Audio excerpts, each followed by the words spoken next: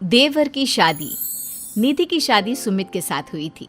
सुमित का एक छोटा भाई भी था और उसका नाम था अमित। और दूसरी तरफ निधि की एक छोटी बहन थी, उसका नाम था अंजलि।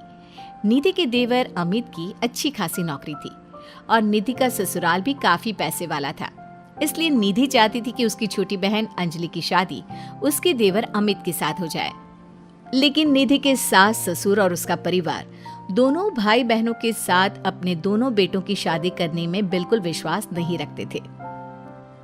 अब तो अमित के लिए भी लड़की देखना शुरू करना ही पड़ेगा।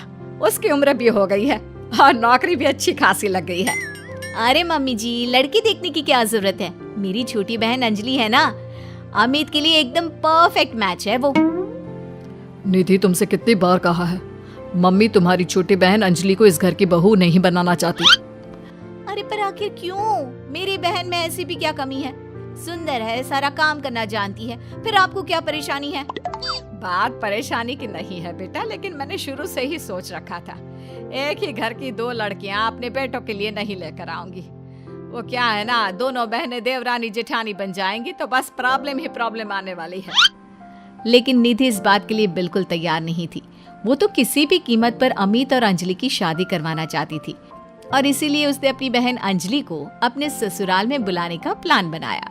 कुछ दिनों के बाद सुमित, वो क्या है ना, मम्मी पापा कुछ दिनों के लिए मामा जी के घर पर चले गए हैं और अंजलि घर पर बिल्कुल अकेली है, तो मैंने सोचा उसे यहाँ बुला लेती हूँ। हाँ हाँ, क्यों नहीं भाई, तुम्हारी छोटी बहन है, तुम उसे बिल्कुल यहाँ बुला सकती हो। लेकिन सुनो, अमित और उसकी शादी के बारे में कोई बात मत छेड़ना। मम्मी इस बात के लिए कभी तैयार नहीं होगी। अगले दिन अंजलि निधि के ससुराल पहुंच जाती है और निधि के कमरे में। अरे दीदी, तुम्हारा देवर तो बहुत हैंडसम है, लेकिन मेरी तरफ नजर उठाकर भी नहीं देखता। अरे तू चिंता क्यों करती है, वो तेरी तरफ नजर उठाकर भी देखेगा और तू इस घर की बहू भी बनेगी। बस अब तू देखती जा। आप कहना क्या चाहती हैं दीदी? यही कि तू किसी न किसी तरह से बहाना करके कुछ दिन इस घर में रुक जा, बस फिर देख मैं क्या करती हूँ।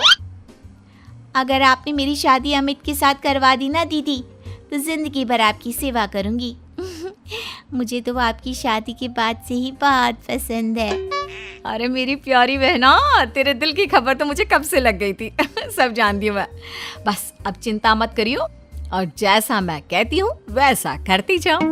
अगले दिन देख अंजलि, थोड़ी देर बाद मेरी सास बाथरूम से नहाकर निकलेगी, तो बाथरूम के दरवाजे पर थोड़ा सा पानी गिरा दे। ये क्या कह रही हो दीदी? आपकी सास गिर गई तो उसे चोट लग जाएगी और आपके लिए मुसीबत हो जाएगी। अरे पागल, जैसे ही वो गिरने लगे तो झट से जाकर उसे संभाल लेना। देख, मेरी सास के दिल में अब तुझे जगह बनानी है। इस घर की बहू बनना है या नहीं? हाँ दीदी, वो बात तो सही है। ठीक है, मैं चुपचाप जाकर बाथरूम के दरवाजे पर पानी गिरा कर आती हूँ। कुछ देर बाद सास जैसे ही गिरने लगती है, अंजलि वहां पर पहुंच जाती है। हे भगवान, अभी मैं गिर जाती तो मेरे हाथ पैर टूट जाते। अरे भगवान भला करे, तुमने मेरी जान बचा ली। मैंने कहा था ना मम्मी जी, मेरी बहन बहुत अच्छी है, सबकी मदद करती है। हाँ, बात तो तुम्हारी सही है अंजलि बेटा, भगवान तुम्हारा भला करे। आज तुम्हारी वजह से मैं तो मरते मरते बच गई। थैंक यू अंजलि, तुमने मम्मी को गिराने से बचा लिया। अरे वाह दीदी, आज तो तुम्हारी ट्रिक काम कर गई। बस अब जैसा मैं कहती हूँ वैसा ही करती जाओ। देखना कुछ ही दिनों में मम्मी जी खुद आगे चलकर अपने बेटे के लिए तुम्हारा रिश्ता मुझसे मांगेंगी। कुछ दिनों के बाद देख अंजलि, अब हमें अपना अगला प्लान कामयाब करना है। क्या प्लान है दीदी? आप तो बस बता दो, जैसा आप कहेंगी मैं वैसा ही करूंगी। देख, मेरी सास को ना अजवाइन से एलर्जी है। मैं आज सब्जी में जानबूझकर अजवाइन डाल दूंगी। लेकिन दीदी, उससे तो आपकी सास की तबीयत खराब हो जाएगी। अरे मेरी बात तो सुन, अजवाइन खाने के बाद अगर मेरी सास को थोड़ा सा 1 चम्मच शहद दे दिया जाए तो उनकी तबीयत ठीक हो जाती है। और ये नुस्खा मुझे पता है, ये बात मेरी सास को भी नहीं पता। जैसे ही वो अजवाइन वाली सब्जी खाएं, जल्दी से जाकर शहद ले आना। ये क्या बहू, तुमने सब्जी में अजवाइन क्यों डाल दिया? तुम जानती हो ना, मुझे इससे एलर्जी होती है। माफ कर दीजिए मम्मी जी, मुझे तो पता ही नहीं था।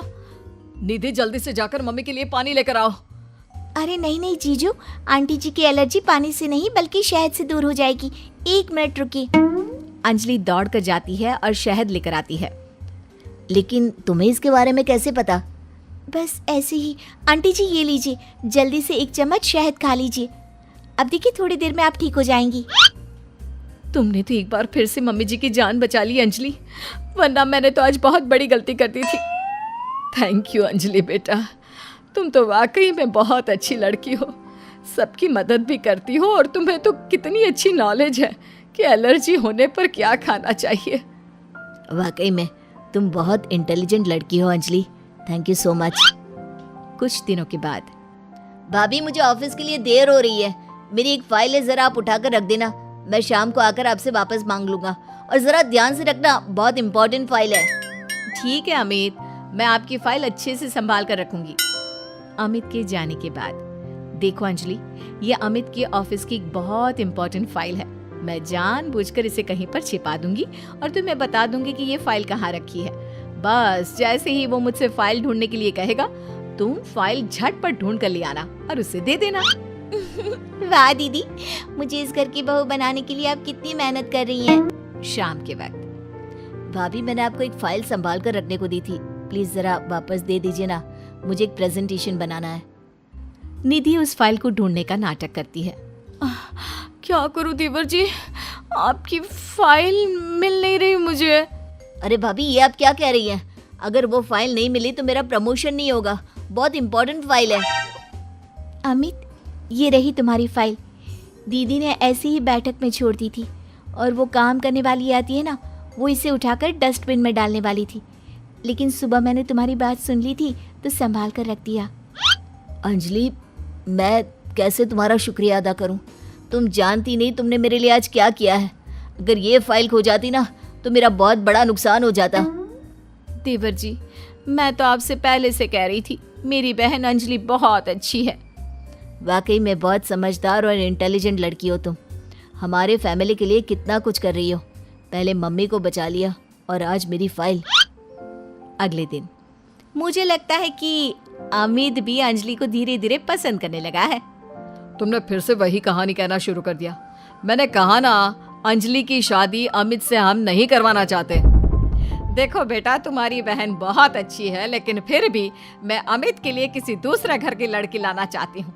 एक ही घर की 2 लड़कियां मुझे अपनी बहू बनाकर नहीं लानी। मम्मी जी, मेरी बहन ने आपके लिए इतना कुछ किया और फिर भी आप उसके साथ ऐसा कर रही हैं। तुम गलत समझ रही हो निधि, ये बात तो हम लोगों ने तुम्हें पहले ही कह दी थी।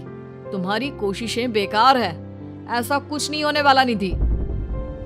देखा दीदी, तुम्हारे सब कुछ करने के बाद भी तुम्हारे ससुराल वाले मुझे इस घर की बहू बनाने के लिए तैयार नहीं है। लगता है अब एक आखिरी खेल खेलना पड़ेगा और देखना, उसके बाद सब ठीक हो जाएगा। मजबूरी में मेरी सास को अमित के साथ तुम्हारी शादी करवानी पड़ेगी। लेकिन दीदी, अब आप क्या करने वाली हैं? कल रात को जब अमित ऑफिस से देर से लौटेगा तो उसके खाने में बेहोशी की दवा डाल दूंगी।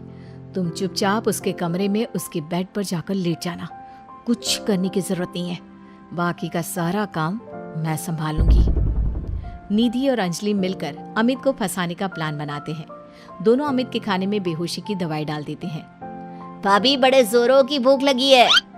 दीदी तो सो गई है, आपके लिए खाना मैं लगा देती हूँ। हाँ हाँ बिल्कुल, वैसे रात काफी हो गई है, तुम सोई क्यों नहीं? मैं तुम्हारा इंतजार कर रही थी, सोचा तुम ऑफिस से लौट कर आओगी, खाना कौन देगा, बस इसीलिए। तुम कितनी अच्छी हो अंजलि, सबका कितना ख्याल रखती हो। थोड़ी देर के बाद खाना खाकर अमित गहरी नींद में सो जाता है और अपने प्लान के हिसाब से अंजलि उसके पास जाकर लेट जाती है। अगली सुबह, मम्मी जी ये देखिए, अमित मेरी बहन अंजलि से कितना प्यार करता है, और कल रात को तो उन दोनों के बीच क्या बताऊं, वो सब हो गया जो नहीं होना चाहिए था। मुझे लगता है अब हमें उन दोनों की शादी करवा देनी चाहिए। नहीं नहीं भाभी, आप ये क्या कह रही हैं? मैंने अंजलि के साथ कुछ नहीं किया, मुझे बस गहरी नींद आ गई थी। अमित, झूठ मत बोलो, कल रात को तुमने मुझसे कहा था कि तुम मुझसे प्यार करती हो और हमारे बीच जो कुछ भी हो रहा है वो सब नॉर्मल है। बस करो भाभी और अंजलि, आप दोनों को ज्यादा झूठ बोलने की जरूरत नहीं है। अब जानती भी है क्या हुआ है। क्या हुआ है? जो कुछ भी हुआ है वो सामने दिख तो रहा है। आप पूरी रात मेरी बहन के साथ थे। आपका प्लान तो मुझे उसी वक्त समझ में आ गया था जब गलती से मेरा खाना आपकी बहन अंजलि ने खा लिया और वो बेहोश हो गई। और वो बेहोशी की हालत में वो सब कुछ कह रही थी जो आप मुझे कहने वाले थे। क्या इसका मतलब तुम्हें सब पता चल गया? हाँ, मुझे सब पता चल गया। और आप सबकी जानकारी के लिए ये भी बता दूं कि मेरी पहले से ही एक गर्लफ्रेंड है शिवानी, और मैं उसे बहुत पसंद करता हूँ। देखो निधि, ये तुमने ठीक नहीं किया। अपनी बहन को इस घर की बहू बनाने के लिए तुम इस हद तक गिर सकती हो, मैंने कभी सोचा भी नहीं था। अमित ठीक कह रहे हो, वो सब हमारा नाटक था, लेकिन गलती से मैंने शायद बेहोशी वाला खाना खा लिया और हमारी पोल खुल गई। बहू तुम्हारी बहन वाकई में बहुत अच्छी है और इससे कोई भी अच्छा लड़का मिल जाएगा, लेकिन मेरा अमित किसी और को पसंद करता है और इसीलिए मैं तुम्हें बार बार समझाने की कोशिश करती थी। बस मैं तुम्हारा दिल नहीं तोड़ना चाहती थी, इसलिए कभी तुम्हें शिवानी के बारे में नहीं बताया। लेकिन अब तो सब कुछ सामने आ चुका है।